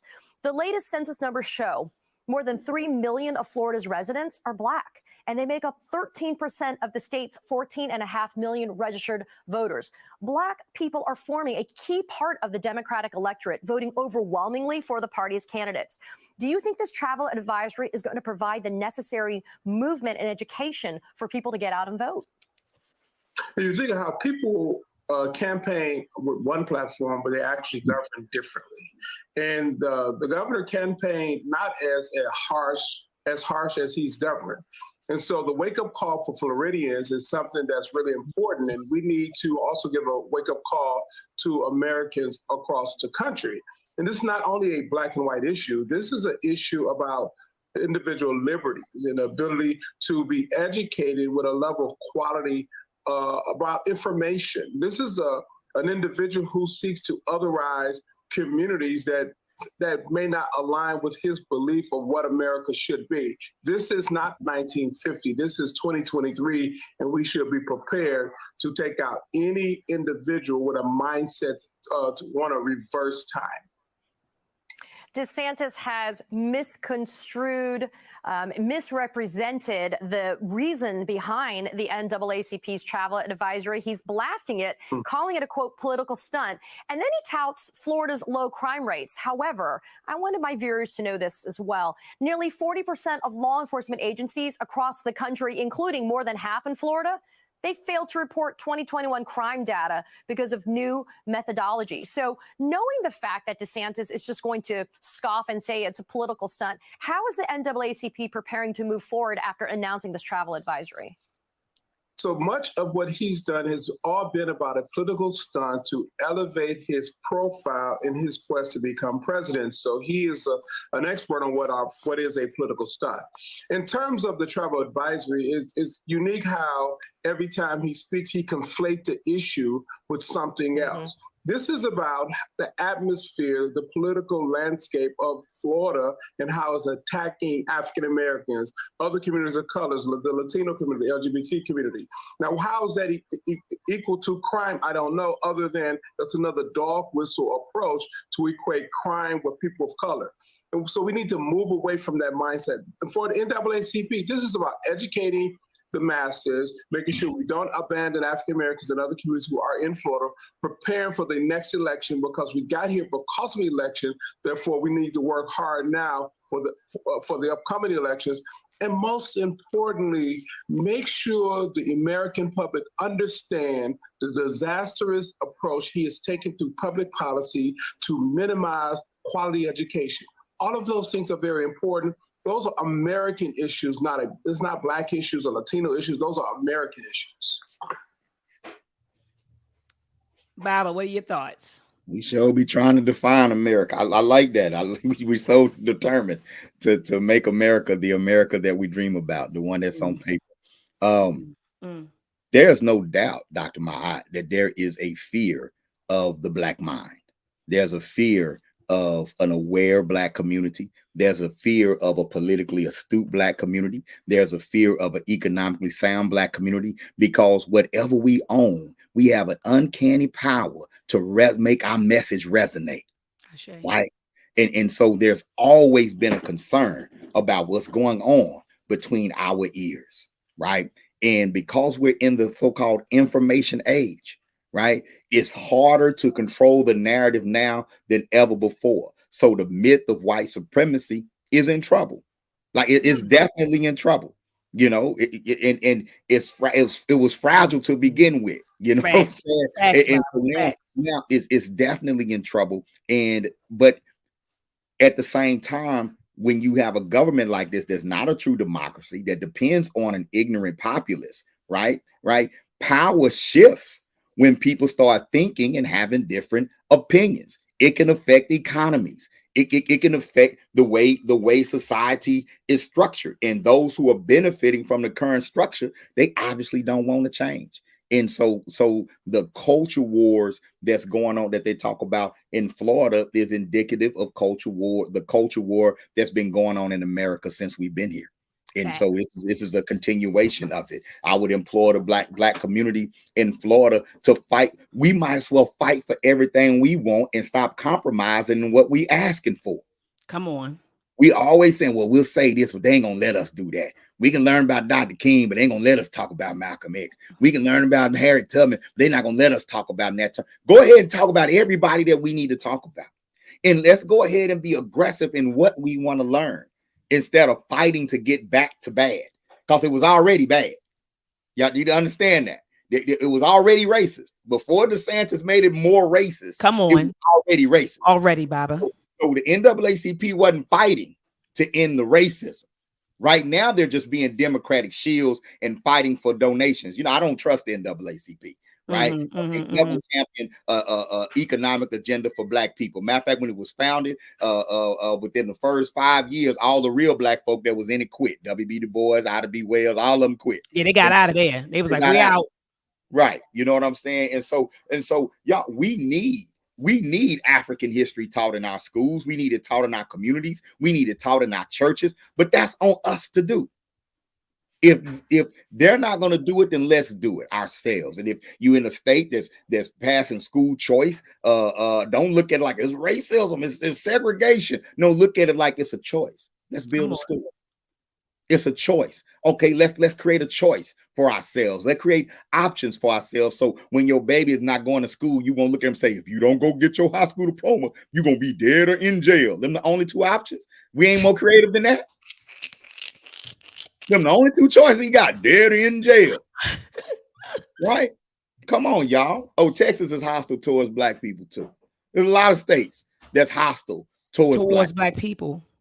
A lot and Bobby, you know, a lot of people want to flock to Georgia because of Atlanta, but Georgia is hostile towards black people too. Go outside of Atlanta, you see the Confederate flag flying around, Baba, white boys in pickup trucks doing like, so let's not act like I'm with you, Baba. Even California, as liberal as California presents itself to be, they're hostile towards black people as well. And so anyway, family, we have show me a black person African that ain't already American using a travel advisory. Hold on, I didn't hear you, Baba. I didn't hear you. I say, show me a black person that ain't already under a travel advisory. Every time we go somewhere, we under a travel advisory. Facts. So family, on the screen, you see the AP African American Studies course. And so on the left side of this table, it says topics from AP course. If you notice, topic 4 and 15 is intersectionality and activism. Then look at this, topic 4 and 19 is Black queer studies. All right, so he was telling the truth, Baba, when he said that the AP African American Studies course included, you know, his really thing was, he said queer theory, and so he was telling the truth when he said that. Now this is kind of blurry. I can't read it. Like the screenshot is kind of blurry to me. I can see certain names. Like I'm looking at topics 4 and 15, intersectionality and activism. I do see critical race theory right here. I can make that out. I do see Angela Davis here. Right. So I see that stuff here. I see the key, it says key writings that form the movement. So I see that stuff. So those are including, so it says intersectionality is foundational to CRT, critical race theory. And I think it says, and ranks people based on their race, wealth, gender, and sexual orientation. So that is topics 4 and 15, intersectionality and activism. Topics 4 and 19, Black queer theory, is that it includes Roderick Ferguson. Yeah, this is looking really blurry for me. It says Roderick Ferguson. It says, and I can't read the quote. It looks kind of blurry. But thank you so much, Hotspot Casino, for shooting, this screenshot to me. But so DeSantis wasn't, he was honest when he said that it included that in the in the curriculum. And he already knows people's triggers. So he knows that will be triggering, especially when you talk about sexual orientation. He knows that is triggering. So I think that he probably more than likely weaponized that in order to get rid of the African and create even more like confusion even among our community, because we're not a homogenous community. We're not a community that gets together and decides what we want to teach our children. We're operating in silos, and so you have black people are not all the same, and not all black families want that included in a black studies curriculum. So I wasn't a part of any forum that talked about what this curriculum should do. As a matter of fact, the forum I'm a part of, the African Centered Education Movement, you know what I'm saying? We're not exploiting that aspect of life in our history, in our curriculum. We're talking about the overall struggle for African liberation, African contributions to humanity, Africans' contributions to STEM, and we're not bringing in orientation as a part of that. We are talking about the success of the union between a black man and black woman that kicked off humanity itself. You know what I'm saying? And so we're definitely promoting that. That's how we get more human beings, but that's what it is. And unashamedly at that, so yeah, man, yeah, it's the way they conflate the issues, confuse the issues. But again, it's all about driving votes. It's all about keeping us from thinking, keeping us confused, and keeping us talking about issues, right, that have really nothing to do with power. Absolutely. I couldn't agree with you more. And so, family, look, got a few announcements to make before I let you go. I see I had you on for about 90 minutes. So a few announcements. Make sure that you're in the building this Friday, tomorrow, all right, at 7 p.m. Eastern Standard Time to hear one of our master teachers, Baba Imhotep Fadayu, talk about the historical breakdown of race first and its meaning. And so I know a lot of us think that the origins of it came from the Honorable Marcus Garvey. And it didn't. And that's okay. Okay. The origins didn't start there. But shout out to Tony Martin and his Race First book. But the origins did not start with the Honorable Marcus Garvey. It started all the way in the 1800s. So he's going to be talking about people that I'm pretty sure you may not have heard of. And so make sure that you tune in for this powerful discussion tomorrow at 7 p.m. Eastern Standard Time. Also, family, make sure that you come to Ghana with your sister, Dr. Maat. I'm going to be in Ghana. I'm going to be in Ghana in March. All right, what are the dates? The dates are March the 15th through the 26th. So March of 2024, I will be in Ghana, family. Come to Ghana with INSA Creations. And so I'm going to put her email address in the chat, NSAA Creation, not with an S, okay, but creation with an N. Her company is called Creations, but the email address is creation. All right, MAI is a Gmail. So it's NSAA Creation. Hold on, Baba. NSAA Creation with no S at gmail.com. Wanted to make sure y'all heard me. All right, family. So I have her email address in the chat. I also have it on the screen, family. So there you go. Shoot her email. Tell her you're trying to go. All right. I think it's probably like 30 slots or something like that.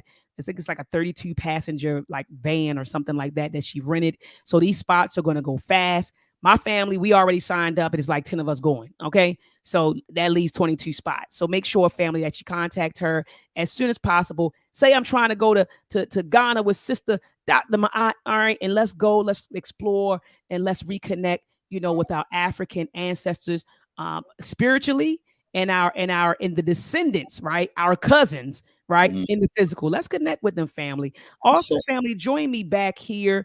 Not back here. Where are we looking at? I said back here. Join me in Brooklyn. Join me in Brooklyn, family, on June the 10th for the Black Student Science Fair that's being orchestrated by Ziax. Shout out to Brother Q Butter. That brother's doing some amazing things in Brooklyn, New York with our babies. And he's actually the mastermind. He masterminded this Black Student Science Fair. And so we're all going to support our brother. All right. So the Conscious Ingenuity instructors, we will be in the building. We're going to be doing some interesting projects, showcasing some interesting projects with our babies to get them all excited about STEAM. Baba Amin and his students will be doing virtual presentations. You got the Black Agenda. They will be in the building, family. And so make sure that if, come on out, if you're in the DMV area and you want to drive up or you want to fly out, make sure that you're in the building. And if you can't be in the building, family, that doesn't mean that you still can't support the event. Make sure that you support the event, family. I'm dropping a link in the chat. Donate $10, $20, $30, whatever you have, okay, to this event.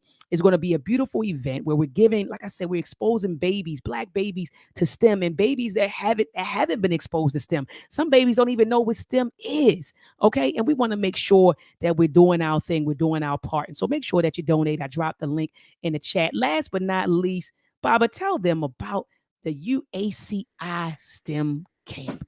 Absolutely. UACI, Uhuru Academy Conscious Ingenuity Summer STEM Camp 2023, right? We did a great camp last year. We're Black again this year, both virtual and in person. And shout out to the Uhuru Academy SC, UASC International Campus, beautiful African Center School, where we'll be hosting the camp live, and we will be online virtually with students from all over the world.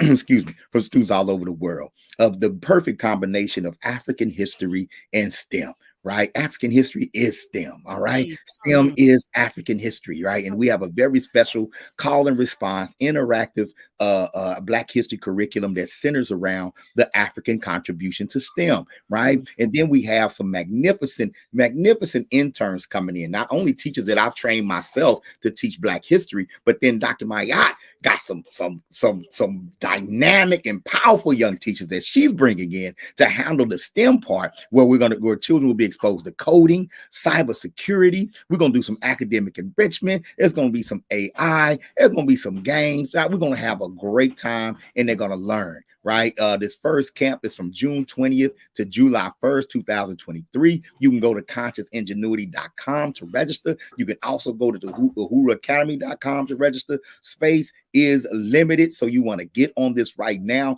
This is the most powerful educational and fun camp of the summer, period. You talking about two areas of need: our children understanding where we come from, and our children being prepared to take us where we need to go, converging in one camp. You can't beat that. Y'all need to sign your babies up today, ages 8 to 16. All right, sign your babies up today, not tomorrow. Space is filling up fast. And if you would like to sponsor, if you would like to attach your brand to this brand, then give us a call. Reach out to me, because there's definitely room to create opportunities for families, you know what I'm saying, who really need it the most. We got transportation. We got everything we need. We just need your support. We'll get out here and we can make this a free camp for as many families as possible. You know what I'm saying? So just go to the website, go to the link. You can learn everything about the camp, learn how to sign up, learn how to support the camp. And we just getting started, y'all. So let's make it happen. Ashe, Baba, Ashe. And family, I dropped the link in the chat. All you got to do is click on it. Click on it, get your children involved, get them enrolled. Baba said space is limited, and he's telling the truth. We only have 15 slots for the virtual component, 15 slots for the in-person component. So I'm telling you, get your children enrolled ASAP. Get them enrolled ASAP, family. Baba, do you have any closing words for the listening audience? Think, family, think. And think from a centered space. Learn our story and use that to understand what's going on today, and recognize that it's an agenda. When you look at the news, when you see things that are trending, when you see the topics going on that's happening in the news or whatever, recognize that who's telling it has an agenda. So pay attention to who's telling you the story. Pay attention to what the story is about, and look at it from a centered perspective. And instead of judging and going off and being triggered, try to pull lessons out of everything that you see, life lessons out of everything that you see. Try to look at it as objectively as possible and pull life lessons out of it. We still in this thing. There are beautiful Black people doing beautiful things across the world every single day, right? Be a part of that. Be a part of that change. Be a part of that flow. Right. And again, let's write our own stories, write our own narratives. And soon, one day, one of these babies that come through our STEM camp, they're going to build a platform where we're going to determine what's trending. Ashe, Baba. And Baba, I appreciate you taking time out of your busy schedule to be with myself and my listeners tonight. Baba, I can't wait till you come through for the Black African Power lecture series. I know it's going to be all. Oh, it's on. I'm already getting my topic. I got a list of topics already. I'm like, I think Baba, we got to go in. I'm looking forward to it. I can't wait. Like I said, I'm bringing on all the master teachers, and I told you where I put you. You're a master teacher, Baba. So I put you right there. So I can't wait. I know it's going to be powerful. But again, thank you so much for taking time out of your busy schedule to be with us. I know you're a husband. You are a dad. You are an educator. You wear so many hats, Bob, and you got so much going on. And so I always tell folks when they come on, and I said this to Baba Imhotep last night, I appreciate when you all come on and you build with me, you build with my listeners, because you could have been utilizing your time and your energy doing something else, with your family. So the time that you spend here, the time and energy that you spend here, you could have been somewhere else. And so, Baba, I appreciate your time. Your time is the most precious thing that we have. So I appreciate your time. I appreciate your wisdom. I appreciate your energy, and I appreciate all that you're doing to push us forward. Salute, Baba. Salute to you, Dr. Maat. Peace. Peace, y'all. All right, family. And so I'm going to close out with Dr. Amos Wilson. Dr. Amos Wilson explains to us the importance of knowing our history. Why should people study history? And you heard what Baba said to you tonight, family. He said, yo, we got to know our history. It's important. We got to study it, and not only study it, family, but we have to utilize it, right? And that's what Dr. Amos Wilson always encouraged us to do. Study history, right? Study it, know it, and utilize it. And so I'm going to close out with this great ancestor. Here we go. Talking again about why study history. So a lot of people think history is just a study of dates, you say, and reading information of things that happened in the past. That is certainly not the case. History in the human mind is always present. The past is always present. Things that happened to you at 1 year old, 2 year old, when you were 3 years old, are operating in you right at this moment. And the way you react to other people, the kind of taste you have, the desires you have, the kind of love relations you seek, and all of those kind of things are to a great extent determined by your experience before you were 3 or 4 years old. In other words, that experience, those experiences between birth and actually even in the womb itself, but between birth, 2 and 3 and 4 years old, operate right now to color your perception of other people, of yourself, to determine to a good degree the nature of your interaction with other people. In other words, then, the past is not something that's dead and gone and dropped off in your mind. It operates right here at this very moment, this very second, and it will operate until the day you die. And it's the same thing occurs in the history of a race. If you look at the history of a race, the way you look at an individual, those experiences that happened to us 200 and 300 years ago are not dead and gone by a long shot. The ways we relate to other people, many of our political goals today, many of our social goals right now, many of the things that we desire to achieve as a people come from our experience during slavery. Many of us are sitting here right now wanting to assimilate with white folk, wanting to be one. Many of us are struggling with feelings of inferiority and all of those kinds of things. Where did you think that started? You think it started here today? It started as soon as we hit the shores of this country. And so the experience of ourselves as a group is alive in us. Where else can history be alive but in the minds of people? If people were not in existence, what would be the point? We wouldn't even have to be discussing history. Another indication of the importance of history, of course, is the fact that those who rule over us and those who dominate us have worked very hard at distorting our history and at hiding our history from us and at falsifying our history.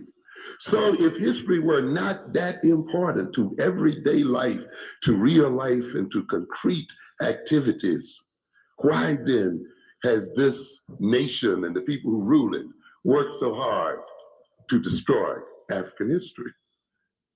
Why are they resisting the inclusion of African history and African culture in the educational structure if they think that that inclusion is purely harmless from their point of view, you see? In other words, then, we need to gain a new appreciation of history and need to recognize that history is always present.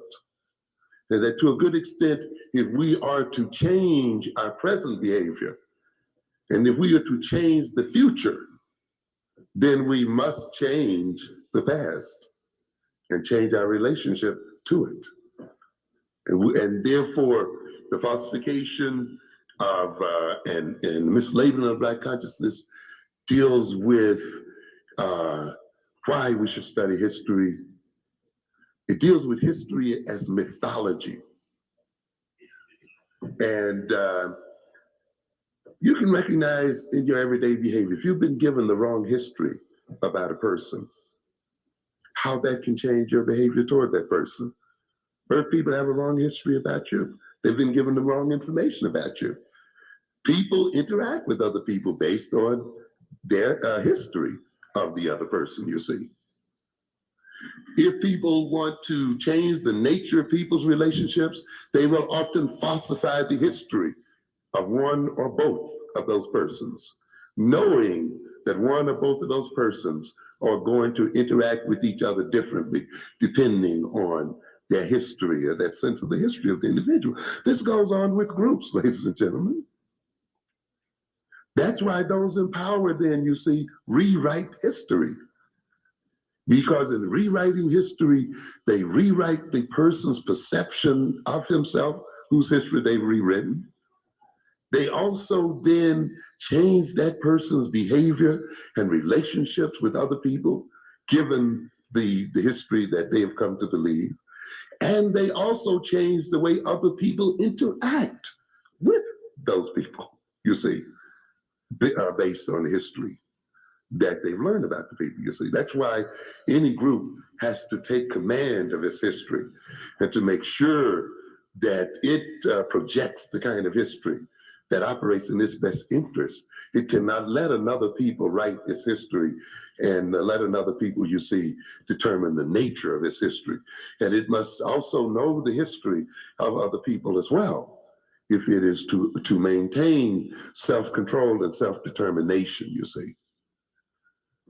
But history is not a mere remembrance of experience.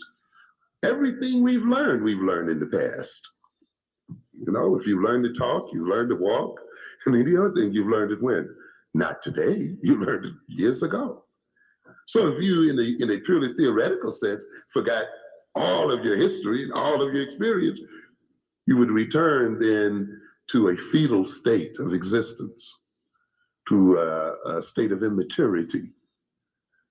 You would be reduced in your capacity to deal with current and present realities. Many of the coping techniques and things that you've learned in your past would not be useful to you because you would not have them at hand. The same thing is true then in the life of a people. We learned a lot of things as African people. We learned to cope with a lot of things. We learned a lot of methods and techniques for solving problems. The forgetting of African history, the not knowing of African history then, breeds in us a certain levels of immaturity and incapacities to deal with problems which confront us today. So you see, history is not a game of just remembrance. History is an instrument of power. And when you let in other people, as I said earlier, falsify your history, they then will destroy your power and your potential as a people and your capacity to solve your problems as a people. To this day. That's how I feel. Fire!